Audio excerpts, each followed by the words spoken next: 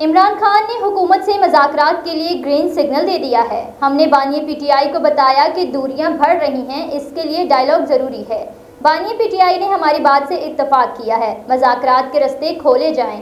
Adiala jail کے باہر chairman P T I barrister Gohar Ali Khan کی میڈیا سے گفتگو۔ مزید تفصیلات سردار طاہر محمود کی اس رپورٹ میں۔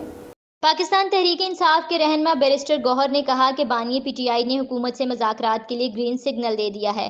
ہم نے بانی پی ٹی آئی کو بتایا کہ دوریاں بڑھ رہی ہیں، اس لیے ڈائیلاگ ضروری ہے۔ بانی پی ٹی آئی نے ہماری بات سے اتفاق کیا ہے۔ اڈیالہ جیل کے باہر میڈیا سے گفتگو کرتے ہوئے رہنما پی ٹی آئی کا مزید کہنا تھا کہ عمران خان مذاکرات اور جو ہوا ہے اسے معاف کرنے کے لیے تیار ہیں۔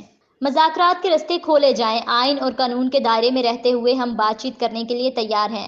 مذاکرات الاؤنس کی سطح پر بھی ہوں گے۔ پی ٹی آئی خود بھی آغاز کر سکتی ہے، مذاکرات کے سوا کوئی آپشن نہیں۔ ہم نے مذاکرات سے کبھی انکار نہیں کیا۔ بیرسٹر گوہر علی خان نے کہا کہ سپریم کورٹ نے جو آپشن دیا ہے وہ بھی زیر غور ہے۔ مذاکرات کرنا ہی پی ٹی آئی کا اپنا فیصلہ ہے۔ محمود خان اور دیگر جماعتوں کے ساتھ اتحاد ہے، انہیں اعتماد میں لیں۔ برف پگھل رہی ہے، ہم چاہتے ہیں حالات بہتر ہو جائیں۔ ہماری مذاکرات کی پیشکش کو کسی ڈیل سے تعمیر نہ کیا جائے۔ بانی پی ٹی آئی نے سپریم کورٹ کو مذاکرات کے لیے کوئی خط نہیں لکھا۔